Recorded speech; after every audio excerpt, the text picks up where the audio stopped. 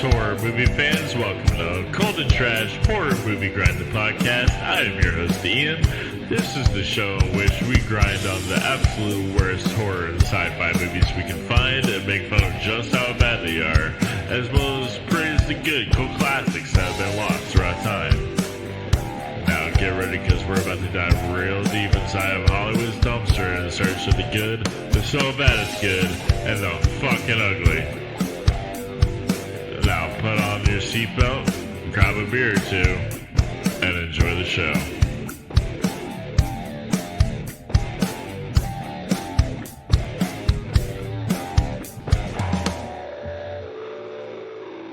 Hey, what's up? Welcome back to the show.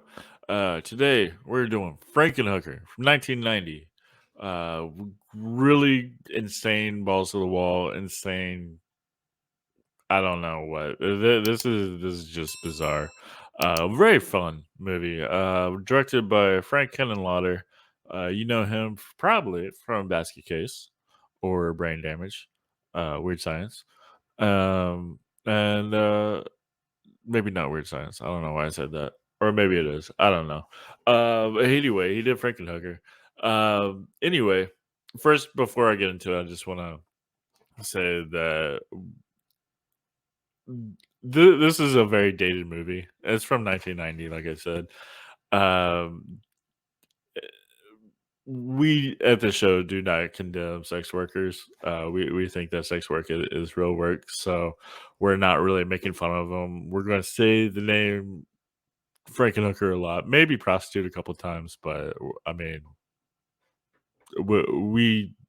I at least we respect sex workers. But anyway, let me bring in my guest. Last week, the guy who for some reason decided to throw in this terrible movie that I already forgot because it was so very bad, but also hilarious.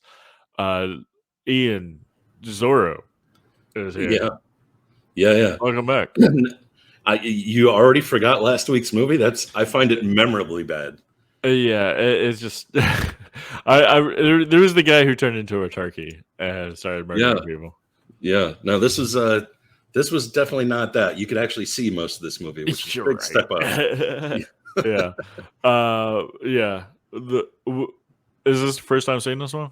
This is my first time seeing this one. Yeah, I never heard of it before. What were your thoughts? Well, first of all, what were your thoughts when I told you it was called Frankenhooker? And second of all, what were your thoughts after? So I'm not nearly as big into all the cult horror trash stuff that you guys talk about most of the time. I'm not familiar with a lot of these movies. So when you said the title was Frankenhooker, this is almost exactly what I was picturing. I mean, it makes sense. It's just Frankenstein, but he's putting together female body parts from sex workers. Great. I think my first reaction was just kind of a chuckle, like, oh, well, I know what that's going to be. Okay. My reaction while watching it is, I didn't know that Andrew McCarthy had a brother. That lead actor looks like exactly like a cross between Andrew McCarthy, a little bit of Trey Parker, and Harry Anderson from like the Night Court era. Like if you match those three people into one human, that was the lead actor here, except he couldn't act. yeah, his accent definitely makes it in the so bad it's good. Same with the girl, the titular Frankenhooker. It's just like she changed her affect wildly enough that I believe she was actually making choices there. But the dude, it was like there was nothing going on behind the eyeballs. It was just flat. Yeah. Well, before we get more into it, I've got two other guests. They've both been on the show a bunch of times, so they're on again. We got the other Ian, Frank and Ian, and Dustin. Welcome back, guys. Yo, how do you do? What's happening, dudes? Ian, and Ian. Yeah, we got a mostly all Ian episode. Yeah, I'm high on super crack. I don't believe you because you're still in One Piece. Yeah, you have not exploded yet. Just wait. It takes a while. Remember, um, there's at least enough of a delay to try to grope You're another right guy. to the grave. Frank and Ian, same question. This was your first time watching this too, right? Yeah, this was my first time watching this, and I'm glad you touched on before we got started. I'm glad you touched on the fact that hooker is really no longer a viable word to use in 2022 very very often. But I would like to counter that with the fact that I believe this movie really is like a feminist movie. Like It's the it's protagonist, hear me out. The protagonist isn't Jeffrey, the Frankenstein, Jeffrey Stein or Frank. What was his name? Like a fun, Franken. Jeffrey. Jeffrey Franken. There's Jeffrey. He had a last name though. That was it was It either was like Franken, like Al Franken. okay. I think it was something else, but I'll look it up later. But he really was you know saying dumb shit the whole time. Mm-hmm. And meanwhile, you got Elizabeth, the real protagonist. Elizabeth She's Shelley. she's fighting against the shallow male gaze, right? Yeah. She's fighting against the societal beauty standards that have been forced upon her, right? Yeah, but she's also trying to get that money. Yeah. And she wants to legalize sex work, right? So these are all very like progressive ideals that are popular today. That I think in 1990, this movie, while it may have come across at the time as being a tongue-in-cheek, just a grab for laughs and the ick factor, really when you look back on it, it really had a lot to say and was ahead of its time in many ways. Yeah, I agree with that to an extent. I mean, it's like it's that plus also very chauvinistic at the same time. It's like RoboCop. It's like that kind of social satire, right? Yeah, Where yeah. it's holding a mirror up to society, saying, "Hey, look, here you are, fucking weirdo." Especially for New York at that time. What you like certain tits? Why don't we just put all the tits on a platter and you can pick which one you want? You fucking creep. Yeah, pile of titties. That was one of the best scenes, but it really speaks to society as a whole at this point, and ended that point in 1990. So 12-year-old me wishes that he could have seen this in Oh yeah, absolutely. 93 or whenever. This would have been my favorite movie. It would have gotten stretched out, that VHS tape, let me tell you. I actually worked at Hollywood Video in high school, and this reminded me a lot. There was a whole selection of not quite porn movies, basically anything from Trauma. There was one called Female Ian that was, it was basically softcore porn, but Hollywood didn't rent out porn, right? But this would have been checked out for a while on my account in high school. Because remember, streaming porn was not a thing back then. Yeah. Now, getting little kid boners to horror movies. Yeah, that's why a lot of those movies existed. Yeah, it's either that or watch Caddyshack and Terminator 1 again. I could say right here the first boobs I ever saw. I was 6 years old and I was watching Puppet Masters, and it was like partway through the movie there was like some dude in a hot tub with like two naked women on either side of him, bare breasts exposed. I swear I tried to fast forward through it, but I missed some of the storylines, so I had to go back a few more times to. I guess I got lucky. We had Cinemax, so Marilyn Chambers was my first naked chick I saw on TV when I was a kid in the 80s, and so I would stay up late. I would stay up late purposely after my parents already went to bed. I'm like, Marilyn Chambers right around the corner. Let's get to it. Yep. Just had the fuzzy porn channel. Yeah, the fuzzy porn. had to time that shit just right. I think I see something. But anyway, Frank and Ian, I'd like to go back to the question: what were your thoughts when I told you that this movie was called Frankenhooker, and then what were your thoughts during and after you were watching it? My first thought was like, I've heard of this movie off and on for better part of 30 years now, and I've just never seen it. Like I've seen it in the video stores as a kid. I've seen it at 3 a.m. on like IFC or something, but I've never. My trauma experience is very surface level. It's Toxic Avenger. It's Class of Nukem High, but it's not. It's not this one here. Hold on a second. Okay, Dustin, you have seen this movie. Yes, it was one of many of the VHSs I would rent at Hollywood Video when I was younger, because it was on the aisle I would go straight to every time, along with Society and Dark Man and a Basket Case, same director. And I love Society. You showed me Society. Yeah, before. yeah. Oh, man, when she's like, we'll do that movie sometime, but yeah. Yeah, absolutely. I definitely want to do that one sometime soon. But yeah, so when you first saw it, however long ago, what were your thoughts? Well, I had a lot of thoughts then, because the movie is actually, the person who wrote it and the director actually put a lot of thought into the movie. There's a lot of smarts in there that are easily not noticed. And when I was a kid and I watched that, Jeff he's a genius, and I still thought the same thing. Not in real life, but his character is written. He's literally the smartest man on the planet. And I give you 6 different things that he's an expert in and give you the examples. But when I was a kid, I was looking forward to the end when I watched it this time, because I knew what was going to happen at the end. So I was getting impatient for that. But it was all a buildup. I was really impressed when I was a kid watching it, all the science stuff going on, because there's actual real science happening with everything that he does there, including the drilling in his head. There's a purpose for that besides just he's gone bonkers. He has gone bonkers. Well, sure. Yeah, he admits he's become a sociopath without using the word sociopath. Yeah, he said he doesn't know the difference between right and wrong anymore, and he doesn't get angry or sad. Probably because of all the trepanation. Drilling a hole in your brain, not a great idea, I think. Well, the drilling the hole in his head comes from the fact that he's a cognitive psychologist. So because he researched that and knows what it is, he knows where to put the drill in order not just to release tension, but to open up thoughts and areas that he wouldn't have thought of without having. Which is hilarious, because he's like, oh, what am I going to do? I have a storm coming in 2 days. I need body parts. What am I going to do? Drill the neck. Prostitutes. Yep. Exactly. That's where that part came in. The initial plan was stewardesses, if you remember correctly. He drilled in one spot, and it goes, okay, I'm gonna go hop on a plane. I'm gonna invite some stewardesses back to the place. I'm gonna tie him up with electrical cord. Yeah. As he's drilling himself, and then he takes out. And he's like, no, that's stupid. That sucks. Here, let me try again.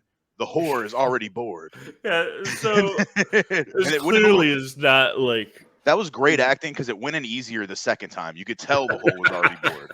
All right, he played it well, and I doubt there was any physical difference in what he was doing back there. You know. Yeah. So kudos to Jeff. The section that had all his acting ability, I think. Yeah. This movie don't take medical advice from a podcast, but please don't drill a hole in your head. Well, us here at Infamous Horror don't condone drilling holes in your head. Unless you're like really into it or something. I do want to point out something right fast. Kind of near the beginning when he has that chart of a body that he's drawn with his girlfriend's head on it. Right. All right. All those numbers on there aren't sensical nonsense. It's real science. Yeah, it was resistant. It's so astronomical. Let me explain it to you, because what he's mapped out on there is kilograms and kelvins in mass that you turn into energy through her body. Okay, so he's calculated the amount that he needs to go through each muscle of the entire nervous system, and what it leads him to. This is where he is a master of relativity and quantum mechanics, because it all leads to E equals MC squared. We all know what that means, but do any of you know what the actual equation is broken down? Yeah.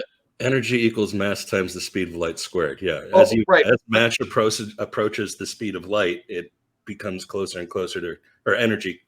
As mass approaches the speed of light, it becomes closer and closer to transforming over into pure energy.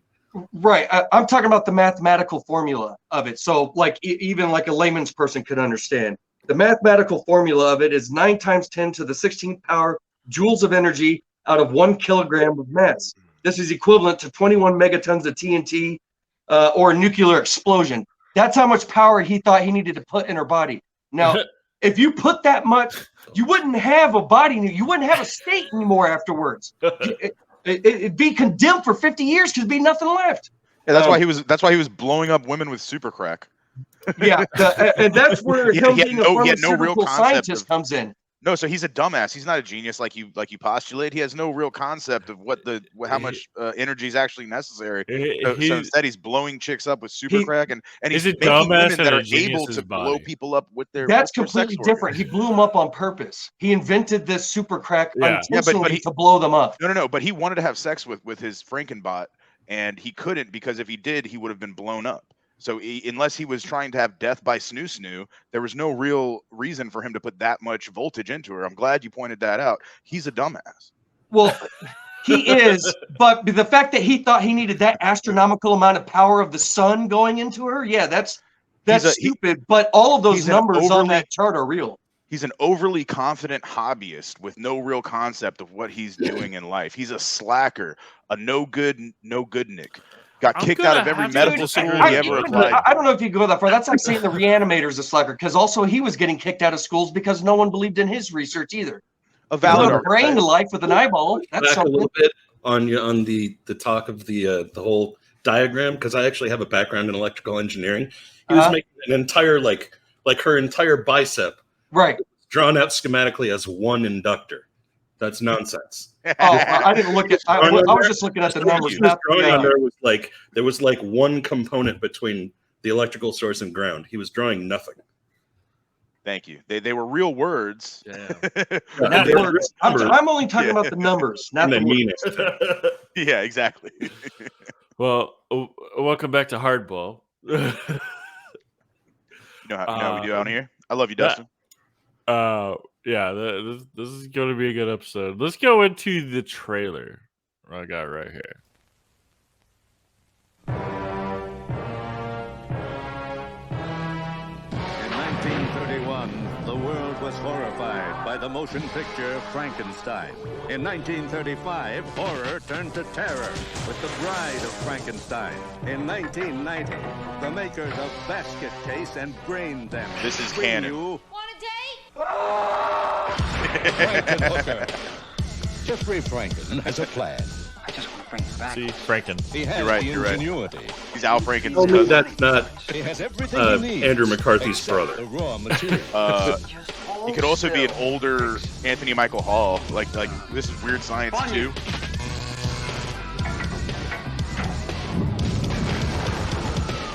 Why were Funyuns always getting shit on in the 90s? Looking for some action? Oh, yeah. She's sexy. Want a date? Oh yeah, you also have discount. Discount Danny DeVito or discount? Yeah, discount Danny DeVito. Or it could have been discount George Costanza. Now a motion picture like no other. A tender story of love and romance. Want a date? We don't get to see her as Elizabeth at all. It shows so much Frankenhooker. Yeah, way more than that is actually in the movie. Yeah, like you don't get to see her till like the last 40 minutes of the movie, maybe. Not even 40. Not even 20. But she's like 90% of the preview. I guess they knew what they were. The audience. Yeah, you got to sell it. Yeah. Speaking of selling it, Frankie, let me ask you, if you could sell this movie to the audience who have not seen it, An audience in 1990. No, to the people watching this right now. Oh, people watching this right now. Sell this movie to them. I'm telling you right now, it's the feminist anthem in misogynist clothing.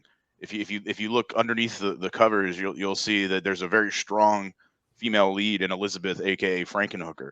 And by the end of the movie, there's a very satisfying twist, which I mean, I guess we can talk about, but we never do spoiler warnings on this, huh? I assume. I assume people probably watch the movie. Right. So, but if I'm pitching it to somebody, yeah, like I don't want to give away the ending though, but you'll be satisfied with it, and it has a very Machiavellian turn. So that's all I'll say about that. Plus, the special effects are C+. Yeah, just adequate. There's a lot of purple paste involved. The blow up scenes have just the most obvious mannequins. That's what makes it even better. That's what makes it so good, right there. Like, yeah, and literal fireworks where you could hear the wing. Oh, That's yeah, why I think- someone bought rocket launchers for that from a 4th of July stand. Yeah, which is the perfect time of year. You know, that's where it goes into the so bad it's good territory, where it's like obviously fake, and it's just I just lost my shit laughing at that.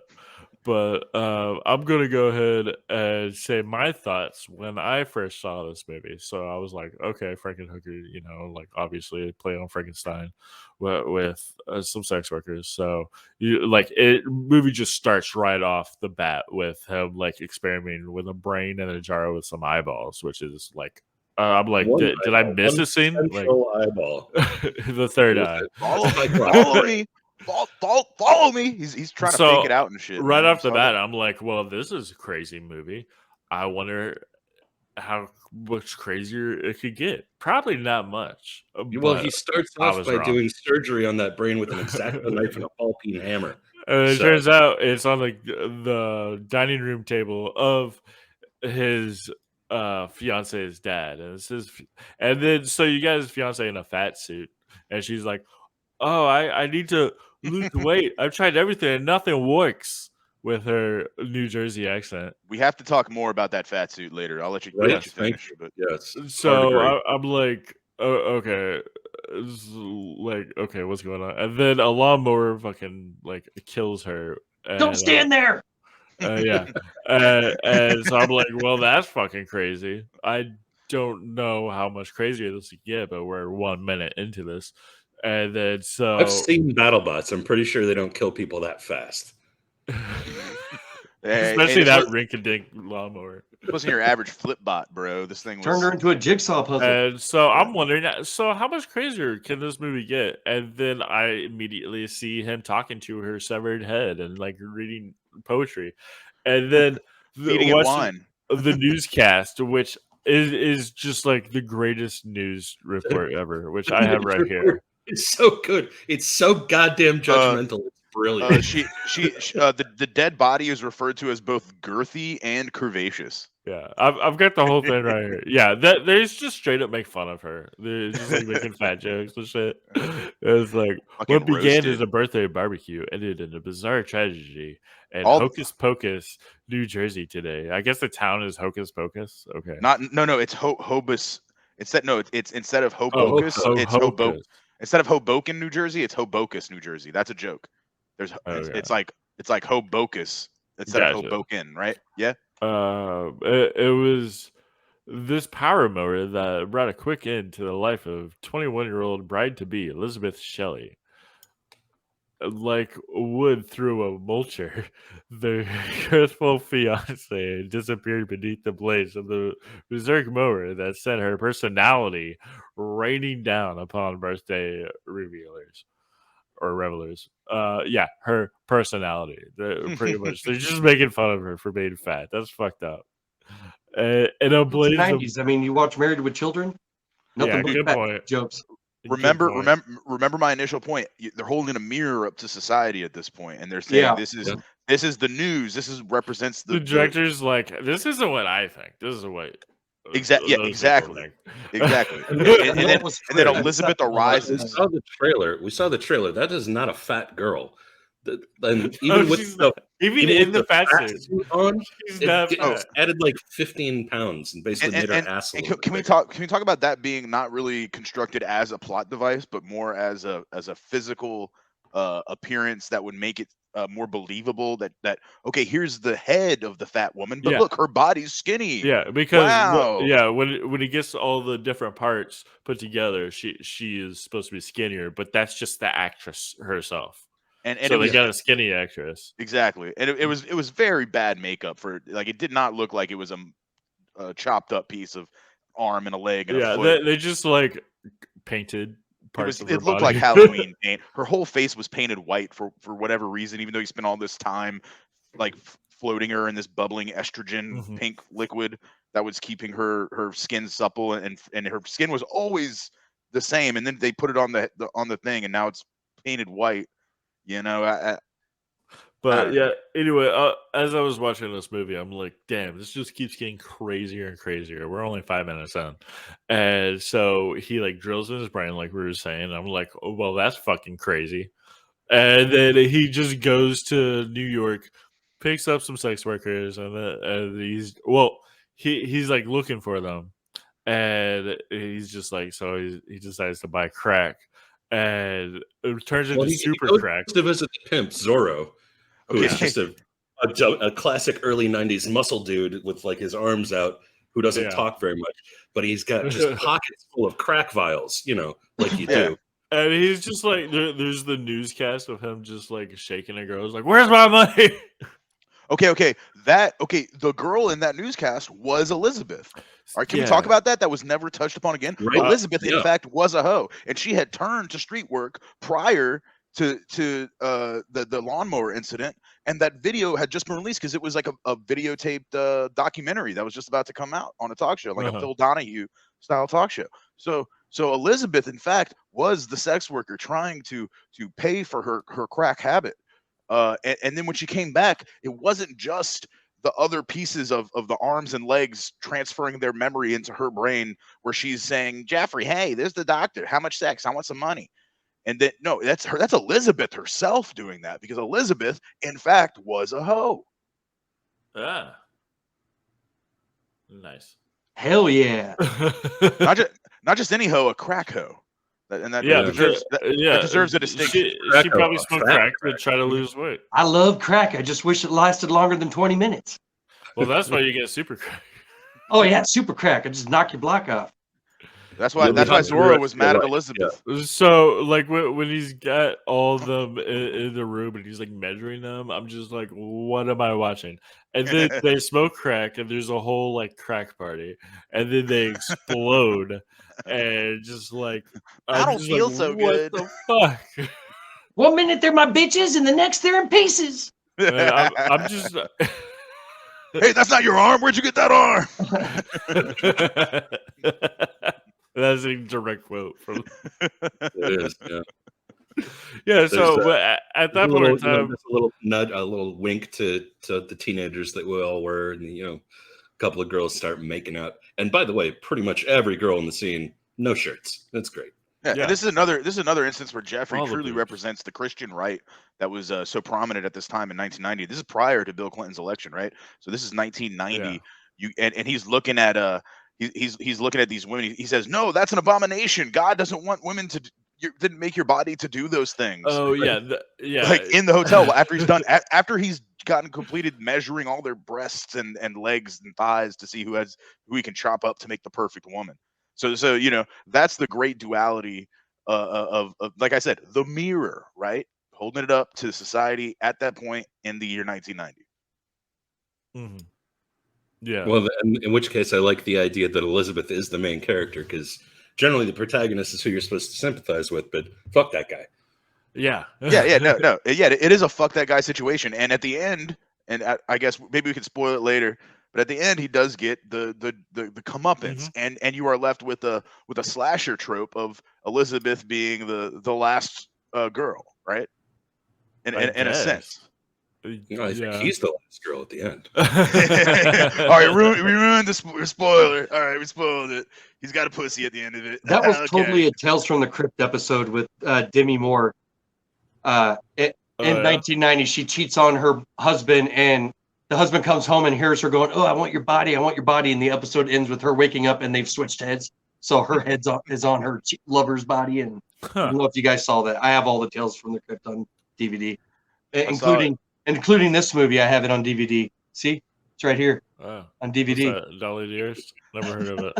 All right, so since you mentioned Tales from the Crypt, it's a good time to announce that our next episode we're going to be doing Tales from the Crypt, Bordello of Blood, starring Dennis Miller. It's gonna be a good time. Well, that's not true, but I like Demon Knight better. Whack. Just make it's like Rosencrantz and Guildenstern.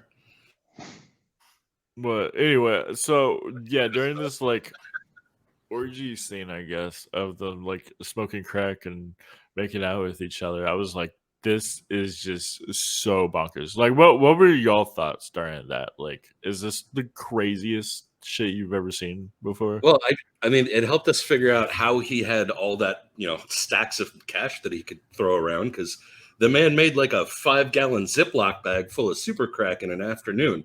He's a good producer. Yeah. Yep. He blew up a guinea pig. He also, speaking of being a good producer, later on, when he gets all the parts, because they explode, so he like assembles the most perfect woman, apparently, and puts her on this table that rises to the sky to get shocked by lightning. Do you think he built that thing, or did he like buy it from Lowe's? He stole it from the New Jersey Gas and Electric Company. He put it together, and that's where him being a biomedical engineer comes into play. Because I'm thinking maybe he just bought that thing. He got the kit to just turn corpses back to life that from Lowe's that No, I'm pretty sure it's we know he knows how to reanimate because maybe his mom sees a brain and it's just the way of things. That's true. I'm just picturing the instructions on a kit from Lowe's, like pour solution A into beaker B, elevate corpse 75 feet in the air. Yeah. They were that was exactly taken from the original Frankenstein, except I know. That tower. It's also a young Frankenstein too. Yeah. Can we go back real quick to the news report again? Just one remark that you missed. The news lady goes, she was a salad thrown on her salad thrown onto the lawn. A salad that was once named Elizabeth. and then the cop is like, she's a jigsaw. It's hard to tell how many pieces. We don't even know what we got here. We're missing pieces. We can't tell you what pieces. We're missing pieces. I think that everybody's accents just like make this movie like it's the cherry on top. It's the cherry that fell off the cake that like what, Ma? What, Ma? I gotta go do the laundry. What are you doing? Blows on it. Accent changed like 5 times. And then puts it back. That's the cherry on top. It's nice, yeah. Stop playing with the automated mower. We got to do family dinner. Especially when like the like I guess Zorro's bottom bitch. She was just like, "Hey, Joyzy boy, this here's Joyzy boy. Yes, he's Joyzy boy. He's a real doctor. He's a real doctor." And then when later on when the Frankenhooker starts going on her hooking rampage, because of course, like it's Frankenstein, so the original story of Frankenstein monster goes on a rampage, which she does the same, but she just goes on just a hooking rampage, and it's just got any money, and she repeats all the same things that were quoted earlier, but with even more of an accent, which I thought was great. She was like, "This is Joyzy boy."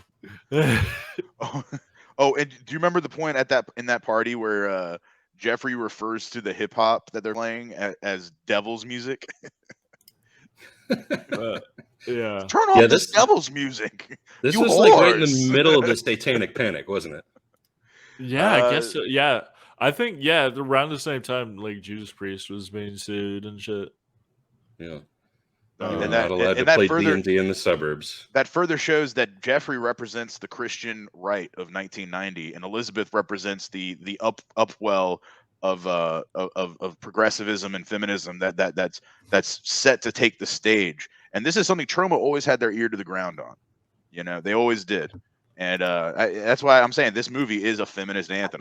I'll die on that hill. Reading beyond the pages. I agree. I just don't think it's more like bizarre, loony, off the wall than it is that though. It has a lot of that's the flavor, not the vibe.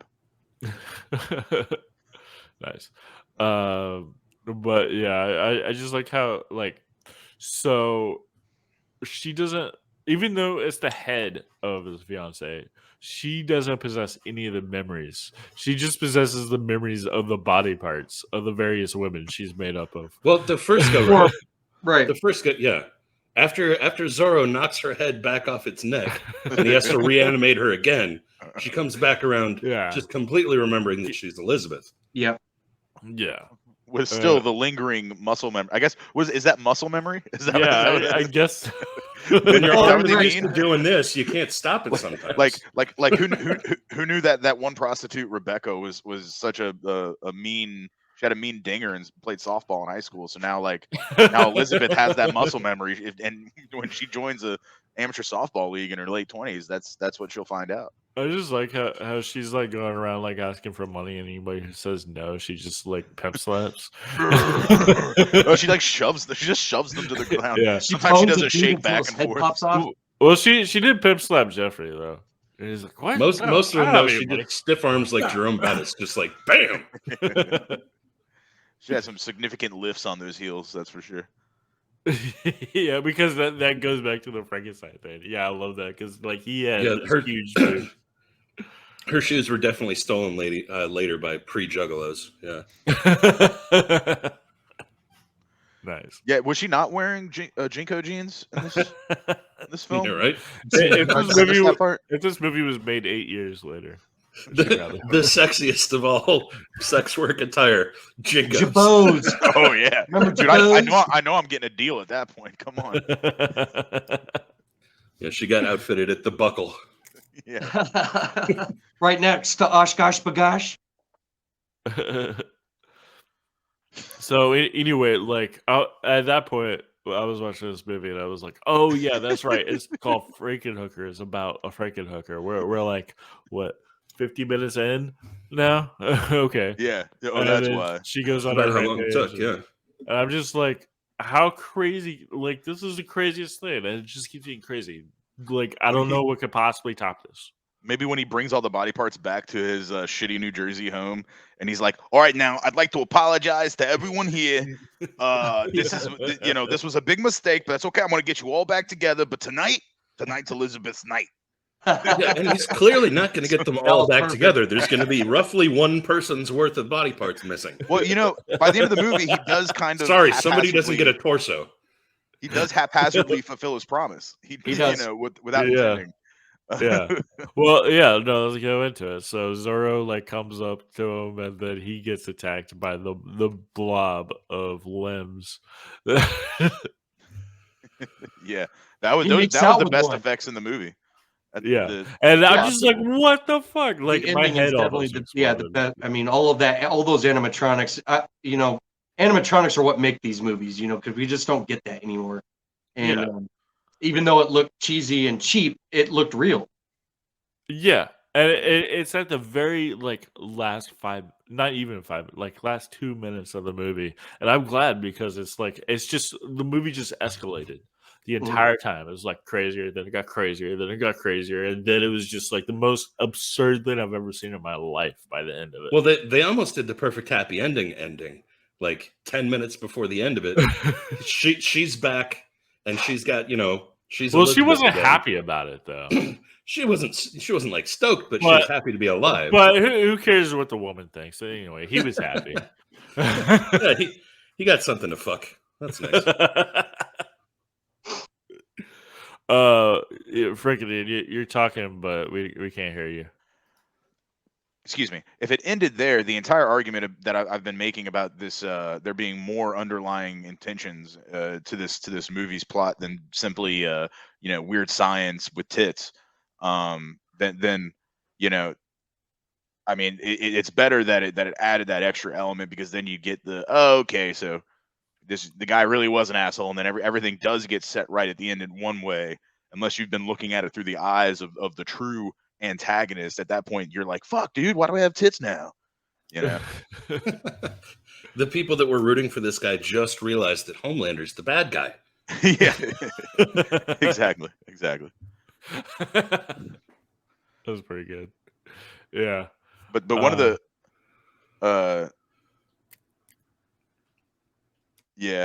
all I got is I really want to touch on Supercrack a little more. Yeah, let's go to the Supercrack. All right. Yeah, We let's all talk wanna about his touch pharmaceutical Supercrack. scientist part of his career. I just want to say, just a question for the panel. would you smoke super crack? If it blew my No. head up, no.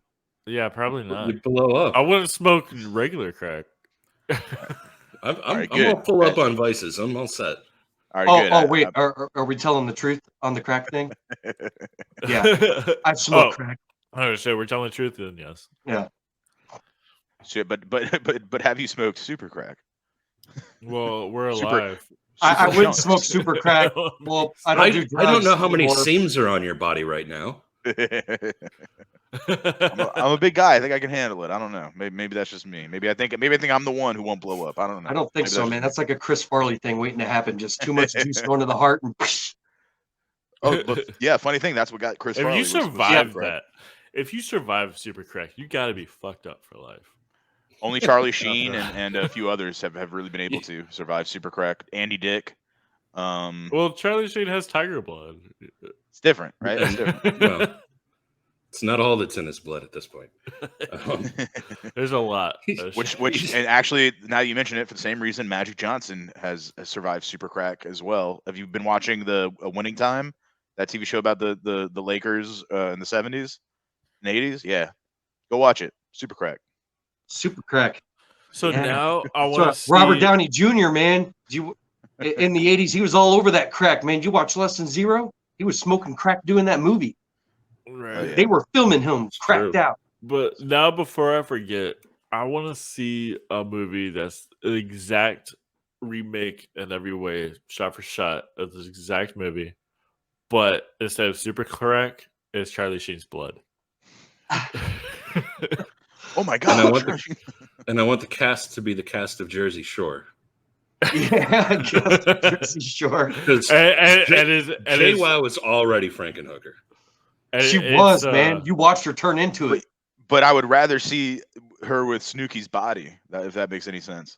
No, Snooki had no ass.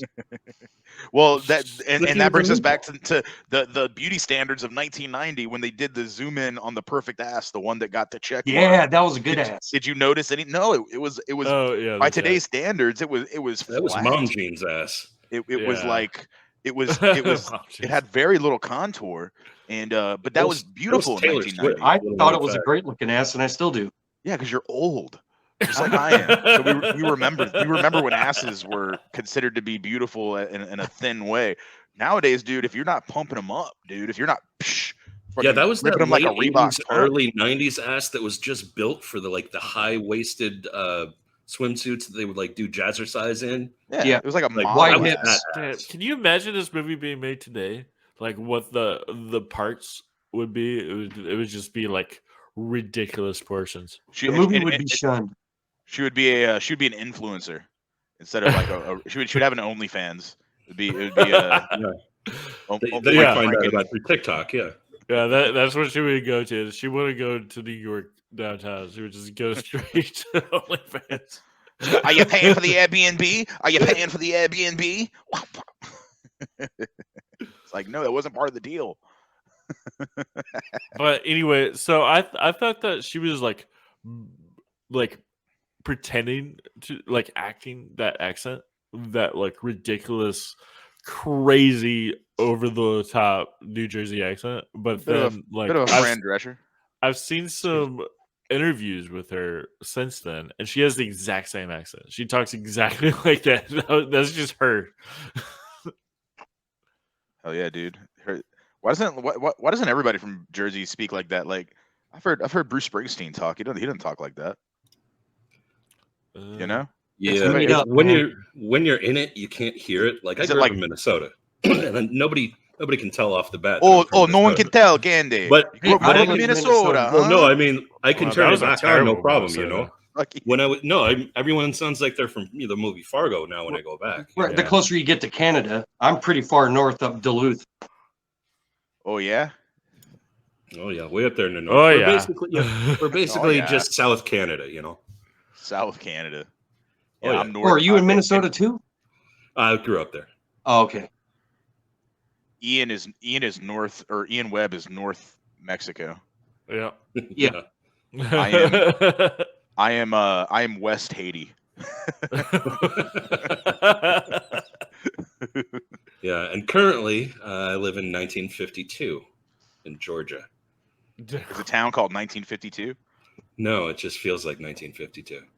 Oh, I get it because of the stuff. Because the world's on fire. Yeah. Because of all that stuff. Yeah. My Well, town speaking sucks. of, speaking of like women's rights to bodily autonomy, I think this movie is kind of speaking to that. We haven't really touched on that specific aspect of it, and I'm not sure if that was ever really intended, but it does have a lot of crossover into what's going on right now in the world. So I'm glad you brought that up. Yeah. At the end of the movie, Elizabeth wanted to control her own body, and when she couldn't, what did she do? She controlled the man's body who was controlling her body, which is the same response that we're getting now is like, well, then y'all better get some fucking vasectomies. You know what I'm saying? Like that's the response, and it makes sense. And it just like in that movie, it made sense where she's like, well, I'm gonna give you a pussy now. If you're gonna, Yeah, and again, this movie came out in 1990. I'm assuming it was shot around 89, so they weren't exactly up on transhumanity at that point. So like the big revenge on him is that he gets a woman's body, and I kind of get it from the point of view of like this was non-consensual and it's not his body anymore, which is exactly what he just did to her. Right. But, there was also because his formula is based on estrogen or whatever. She had to give him a female body. Okay, and can we talk about that? So that was obviously an excuse and a plot line to use so that they would use a woman's body so we could have this moment, this Twilight Zone moment at the end of the movie. But do you think that if it wasn't estrogen based, if they didn't you choose to explain that away, if it wasn't estrogen based, and if this was like not a movie but a real scenario, do you think Elizabeth would have put his head on Zorro's body? Zorro's. I was she would be like that. I was hoping I was kind of looking through the eyes of the oppressor. That's what I was hoping that he would only be kind of injured, but so we would pull back and see that she had given like just Marco's or Zorro's big right arm. He looked like the dude from Lady in the Water that only lifts with the one arm. yeah, lifting. That's what he's doing. Yeah, but yeah, I think if you were looking at that scene and you were expecting to see Zorro's body and you were hoping to see Zorro's body, I think that you were looking at that movie through the main character antagonist. I think you really got to check yourself. You really got to look inside and see like why you want to build your own perfect woman and control someone's body. You know what I'm saying? I think that's something we all need to think about. He's the movie begins with him trying to control her body because before it is. Yeah. Oh, good point. The pretzels, dude. Yeah. Good point. Not just the pretzels, but the analogy of the remote control lawnmower. It's all about people controlling other people's shit. Oh shit, dude! Peel back the onion. Oh my god, I love it. We're blowing this wide open. Remote control onion, a remote control lawnmower. Elizabeth is not the lawnmower man, and she does not have remote control. She controls herself. This is a bodily autonomy feminist masterpiece with a lot of tits. which is body positivity too, because they were all different sizes. If you didn't notice, different colors, shapes, tattoos. Some with flaws that while Jeffrey may not have liked, they were being celebrated by the women themselves, especially when they became started making out with each other. That was a great scene. Sure. But glad we got to the bottom of this. It starts with her talking to her friend, and she's like, "Oh, I'm so fat. I've tried everything. Nothing works." And it's like, well, why start pronouncing your R's then? Shoving rolled gold pretzels down her mouth. And then she says that Jeffrey stapled her stomach. So like he's like pressuring her to like lose weight and shit. Not just pressuring her to lose weight. Lap band surgery is if you were like massively obese. Like that's not you're cutting the size of the stomach in half. That's not like, oh, you need to go on a walk after dinner twice a week. She must have been large. Which was like, and then we see her in that like the smallest fat suit ever, where she just had like a big butt. Did anyone else notice the copious amounts of product placement in this movie? I counted over 25, but I mean there was product placement on product placement. someone drinking a Coca-Cola with a Coca-Cola sign behind them, and a person drinking a Pepsi next to them with someone shoving rolled gold pretzels in their mouth, and another person drinking a Heineken. It was just like It's like people only do things because they get paid, and that's just so sad. I agree, and that's why I choose to alleviate the stress from thinking about these sorts of things with Modelo Cerveza Especial. The one beer that'll get a smooth taste on the finish and the start, and never leave you hungover or dry. New fresh, little yellow, different. No, you did make that beer look tasty. But now I want a Modelo. Right. Here, 9 out of 10. Here, Ian. Here's a Modelo right now. I pass it over to you. Hell yeah, through the internet. God, I wish you had a Modelo on a shelf. If I right had now. one, I got it. That would be great. Did somebody pull a Modelo out of it? I'm reaching. Dustin, you got one? All right, I got What do you got? What do you got? Can you grab it? Reach it. I know Ian with that thin stem glass ain't got no Modelos around him. You got some fancy shit. Man, like Charlie figure it out. I've only got Pour it in my 26 glass. cents in my account. Pour it in my glass. All right, here I got you. Ooh. I didn't know we were having a beer with Ian again. Everybody check out. Here we go. I got some of earlier this. show, Having Let a me Beer put with this Ian. in your glass, Ian. Don't we know that whenever Ian and I are on the same episode, this is having a beer with Ian and watch a terrible movie. I'm thawing out bloodworms. All right, and that's why we have Dustin on the show. I got Dustin, my carnivores. Those kind of bloodworms. Dog beats can smell fear. Everybody watching this is just like, what the fuck? If you made it that far, you deserve to see us at our worst. You know. Yeah. If you made it, just listen to an hour any in, episode of Having a Beer with Ian, and this is what you get. Well, I mean, we pretty much walked everyone word for word through the entire movie, so they don't need to watch it now anyway. hopefully they already saw it, or else. Yeah, hopefully. What are you doing if you haven't? Oh yeah, why are you Go watch watching the this movie. if you haven't seen it already? Yeah. Yeah. Especially this movie. We're not here to convince you to watch it. Just go watch the movie. This is the kind of movie where it's like I said earlier, it just gets crazier and crazier. And like you're 10 minutes in, you're like, this is the craziest movie I've ever seen. And you'll just wait. Because it beats its own record 10 times over. For real, like if you're watching this podcast and you haven't seen this movie, then you're really watching this with no porpoise. And anybody listening to the podcast has no idea why we're laughing at that. I don't even know what else to say. Anyway, so is there anything anybody else wants to bring up about this movie before we go on to the next segment? It looked like being a pimp was super easy back in the 90s. Well, you know what they say, pimping ain't easy. easy. Bathroom you can find. Pimps didn't look like Zorro. Zorro had spent way too much time on his body at that point. Unless he had like just got out of prison and walked up on like 2 other pimps and then just stole all their hoes. I can They see didn't that. show you the other half. That's a prequel. You I can't see wanna your see. anxiety. It's just like walking around panicking all the time. Right? Where are my bitches? Oh! He was really Where am I freaking out. They were like 1 minute late, and he was just losing his shit. Ian, are you He's saying sitting there just pacing up and down the halls. Just, oh god. I'd like to see Zorro versus Harvey Keitel and see who the best pimp is. Oh wow! Like a bad pimp from a good movie versus a good You're pimp gonna from a have to bad bring movie. in Drexel from True Romance then. Dude, I mean, honestly, the difference is astounding. You've got Harvey man. Keitel selling like 12-year-old Jodie Foster versus Zorro with like a really large stable of He has an entourage. different yet age-appropriate women, actual women he's selling that seem to be happy with the situation. I mean, he's got the Rock. like he brands them, and they don't give a fuck.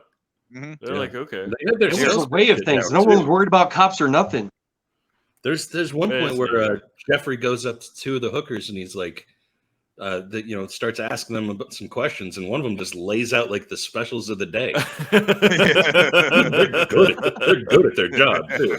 Yeah, Like, what a we got wiggly whips, worm. change, aluminum siding. He tells her what he was looking like. I'm looking for. He's like trying to describe the Frankenhooker, And she's like, "Oh, you want that? Well, we got whips and chains. I mean, you don't need to look for her, sweetie. We got everything you want right here." Like, you're right. Very, very good sales. I think you might have added 40 years to her age with that accent. You just did. Come on, God.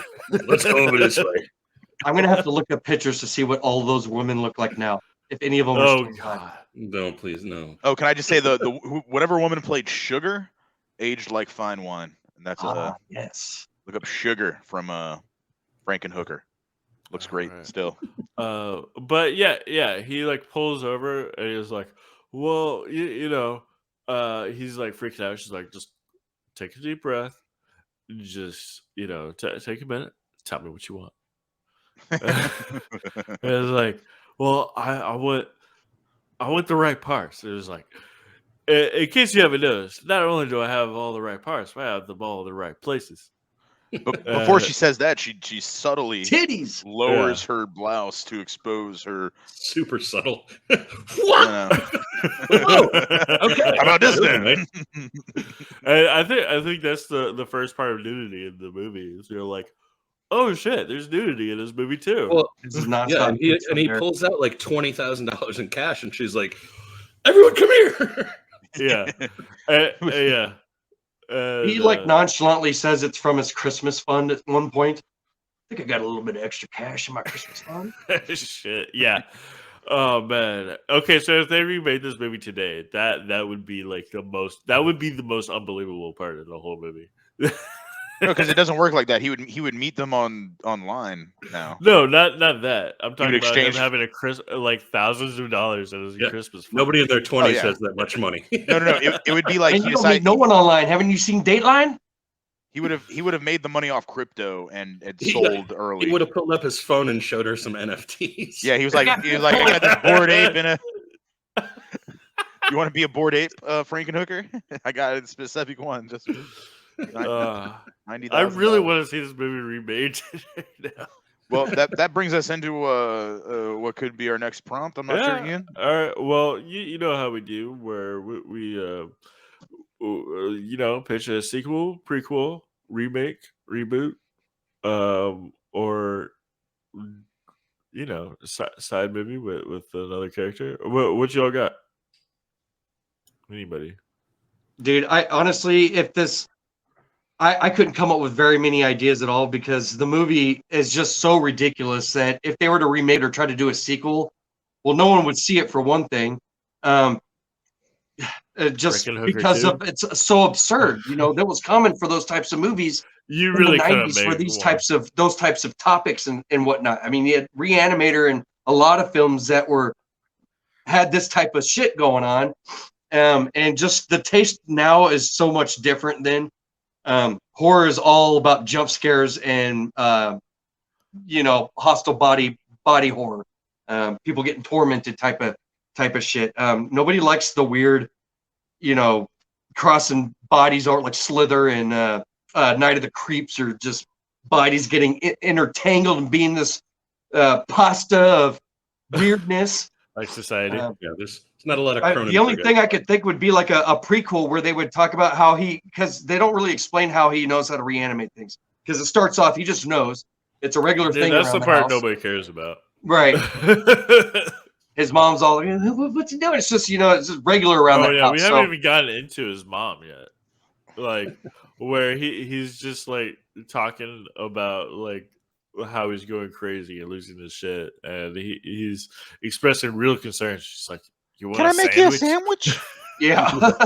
It's like, I've been drilling all these holes in my brain, and I can't feel feelings anymore. She's like, "You hungry?" I like Jersey how. mom. Nothing I like how can't you've been fix. giving everybody this like smoker's cough accent, like, oh, like talking like this. And the one character that did talk like that, you imitated her without that. Can I make you a sandwich?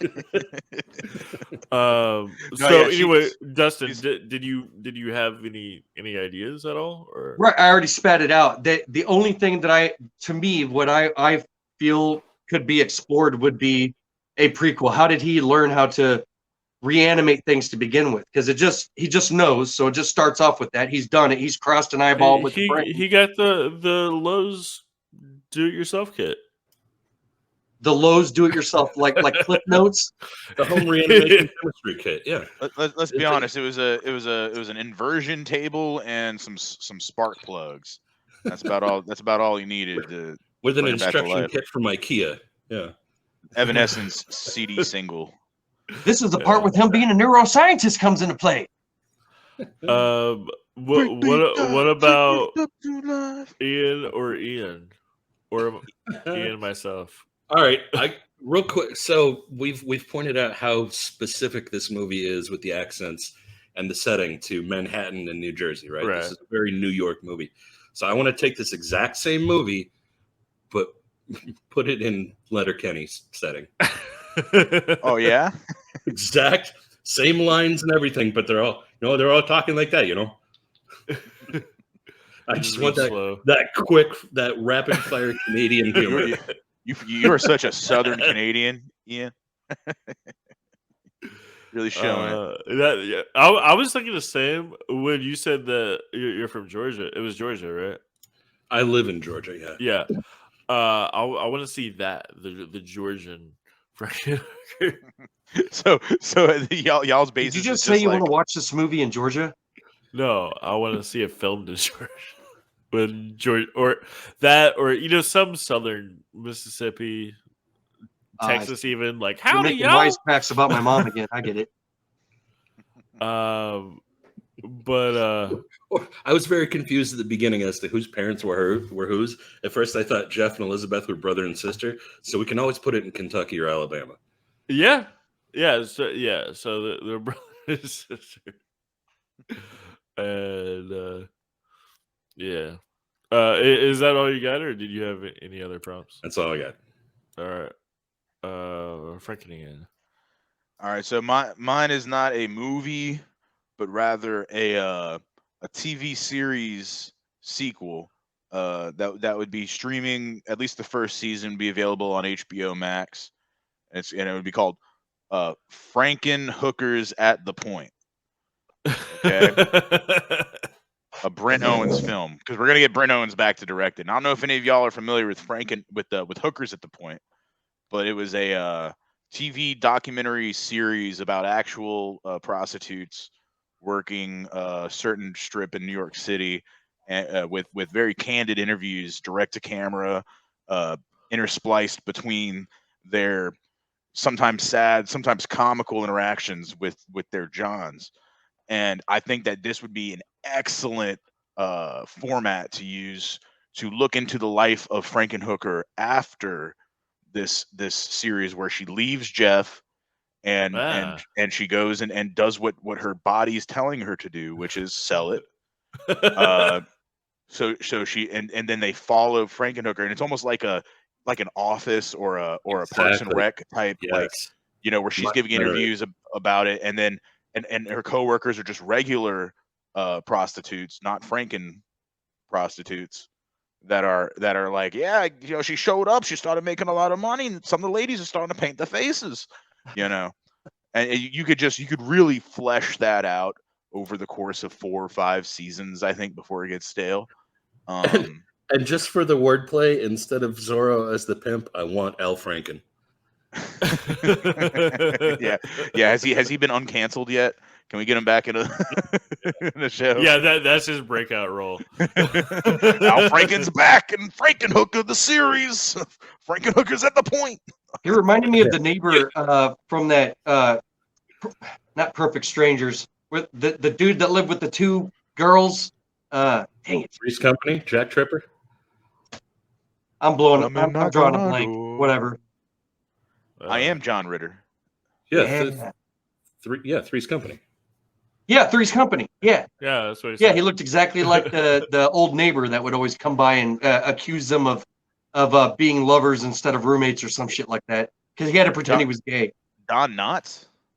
It was Don Knotts, yeah. Oh, okay. Are you thinking of? You're saying I look like Don Knotts? No, man. I'm talking about the TV host on the Frankenhooker. Dude, he was watching the news or whatever. That guy. I thought he was more of a Phil Donahue, but I can see Don Knotts, I guess.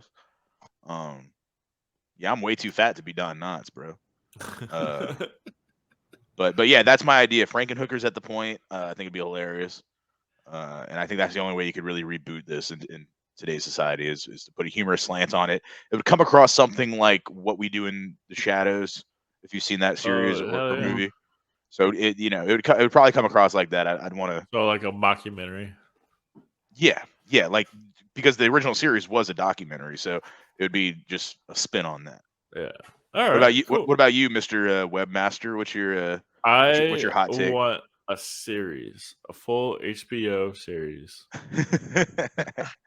So watch your next steps carefully, okay?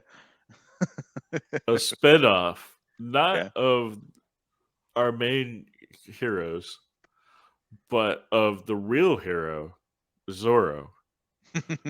It's like a prequel series spinoff of like how he got to where he was. Zorro building his stable. What? Zorro building his stable. Exactly, his empire.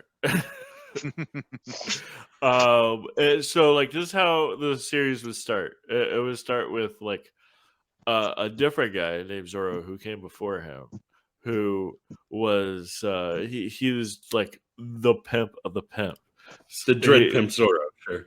yeah, and he was branding his women up until he got imprisoned and for like 40 years or so that he finally escaped, but he's like, I'm too old to pimp now, and he finds this new kid on the block who's his protege, and he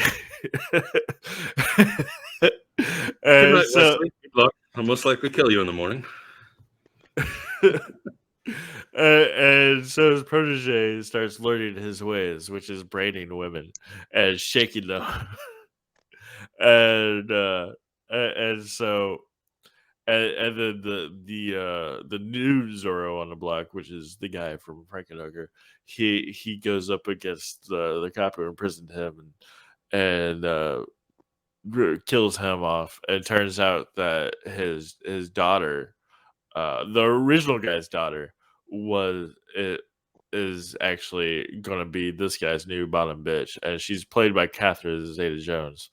And by the way, the old pimp is played by Anthony Hopkins. And Catherine Zeta-Jones now or like entrapment era? Zorro era. Okay, yeah, that works. I totally missed that. Her and Hopkins. That would totally work. Can his tagline be "As you wish, bitch"? So basically, it's just the movie Zorro, but as I was gonna say. a series. Dude, you put a lot of thought in that. You thought of all the actors and everything. Well, I just took him from It's literally from the movie Zorro. The movie Zorro. And so he's just like, yeah, and then he just goes to Pippin. They're just on the streets of New York, right? and he sells crack. And so it's like the end of season 2 is how we get to that part. The end of season 2 is when Antonio Banderas shows up with a guitar case. Wait, no, Yes. different thing. Never mind. Give me the guitar. Anyway, well, I guess it's time to rate it. So I love this movie. It's fucking bonkers, and I love off the wall bonkers, crazy ass movies like this. So I give it 9 boys from Jersey. Nice. All right. I think that I enjoyed this movie, but I would have enjoyed it more in 1994. So 13-year-old me would give this 7 out of 10 tissues. Nice. Dustin, how about you? The adult of me right now, I would rate it a 5.5 sutras out of 10. Yes, definitely the younger version of me enjoyed it much more for obvious reasons. But just because I gave it a lower rating doesn't mean it's not enjoyable. It's just enjoyable in a different way for me. Yeah, for sure. That's fair. Yeah, All it's right. it's not a good movie, but it's a fun movie. Right, It's right. fun as hell. If you can sit there and just talk about a movie for an hour, I mean that's a good movie. I mean whether it was actually crap or not, if it Yeah, struck no, conversation, it's a good movie. The runtime of the film itself at this point. Yeah. Frankenstein. Well, there's two different scales I want to use. So I'm going to give you two different answers. Now on a trauma scale, this is a 10 out of 10. As far as trauma movies go, this is about as good as it gets. And what? Trauma. No, just in trauma. I'll give you the weird numerical metric later. Trauma movie? I think it is. No, yeah. Okay. Are you guys freaking kidding? Yeah, I think pretty sure Lloyd Kaufman's in it at some point. Oh wow. No, I don't think so. All right, well, But call me a liar then. Call me a liar, and everyone else can look it up He did and see who's produce right. it, though. He did produce it. All I'll right, call there you you a liar. I saw Liar. Yeah, okay. You lie. Yeah, well, Basket of lies. well, yeah, take the basket and put it in the hamper. Okay, Hell I'm about to give you some more. Yeah, All right, bake it in the oven at 350 degrees and serve me a pile of lies on a platter. Yeah, man. Well, realize. So if you follow me on that, you'll follow me on this. Now it's a 10 out of 10 when you look at it from a trauma scale, just compared to other trauma movies. I think this is right up there with Nukem High and Toxic Avenger. But if you're looking at it on an actual scale of looking at the same scale we've used for all these other movies, I'm gonna go ahead and give it 7 severed boobs on a platter out of 10, because I think it really ages well unexpectedly because of the social commentary that you find, because of the fact that there's a woman in here arguing for sex work, and yeah, it was in a parody TV spot, and yeah, the parody knucklehead TV host laughs his ass off at her, but it's still a woman in 1990 arguing for the legalization of sex work for real reasons, mind you. Like, they give real reasons for it. And then they cut to the image of Elizabeth being manhandled by Zorro, and they never touch on that again. I really, really hope that somebody did a doctoral thesis in like gender studies on this movie, and I want to read that. yeah. I think that would be the appropriate avenue to voice the what's going on in this movie. Prostitution at one point was a perfectly legitimate and respectable job for women to have. Through more of human existence than it not being okay. Okay, you perv. I get it. You want to get your rocks off. Slow down. Hey, we'll do a smash and dash. You know what that is? A smash and dash? That's where you smash a hooker and then you dash without paying. Well, that's just called Grand Theft Auto. That's actually the only situation where theft equals rape. like legitimately. like if you, in that situation, you are what you are stealing. So she would take me to court for both. I think you would lose both too. Yeah, in that scenario, what did you call it? A smash and dash. A smash and dash. Yeah. For me, that was when I would beat a friend 3-stock on Smash and then not let him get a rematch. That's all that is. That's equally as fucked up. Yeah, fuck your Falcon, dude. Fuck your Falcon, dude. Dude, Captain Falcon about to come through that knee, dude. What you talking about? All right. Well, that will do it for this episode of Cold Trash Horror Movie Grind. Next week, we're going to do a movie by the same director. It's called Basket Case. Dustin, I know you've seen this movie. Have either you other Ian's do you know this movie? I've only seen the image of the cover with the head in the basket. Dude, you guys are in for a treat. Watch all 3 of them, man. You have to. Yeah.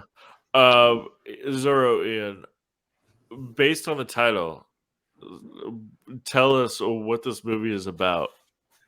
Basket Case? That's easy. It's a behind-the-scenes making of the Green Day video. No. But, Frank and Ian. Murders and stuff. Tell us what Basket Case is about. Well, I read the preview, so I know it's a guy's head. It's like a murderer's in like his head's in a basket, and somebody carries it around. It's like his twin vaguely. Brother.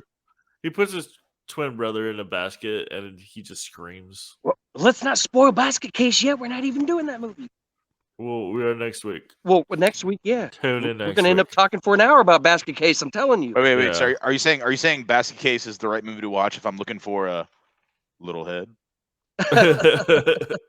Well, let's find out Beetlejuice. right now.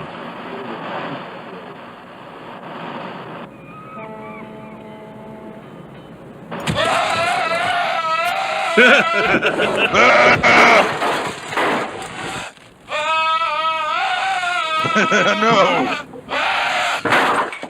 No. Tisket a tasket. What the fuck is in that basket?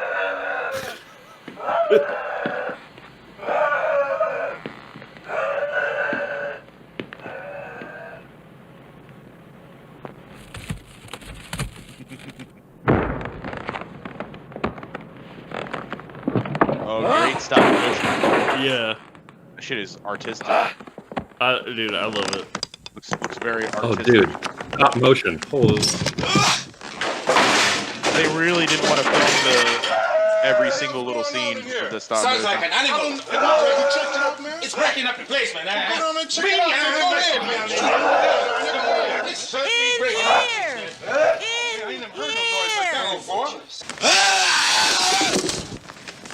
He just screams and just wrecks shit. So how big is that bed then? Is that like a model bed? And now this is a real backpack. Somebody's actual hands and gloves. Yeah. And we got the splatter on the floor. How much story are we? Is this a preview? What are we watching? That's just a scene from the movie. All right. Okay. So that's next week. All right. Well, so anyway, yeah. So check That was that a out. preview? That was just a scene. Just a preview Okay. scene. I was going to say, they didn't know how to cut previews, apparently. It's our preview. You can't do basket case because each movie gets more and more crazy until you get to the third one where it's just absurd. Yeah. Yeah. Well, anyway, so thanks everybody for joining this episode, and yeah, we'll see you next time. Thanks, Ian. Yeah, thank you. 10-4. Take it easy.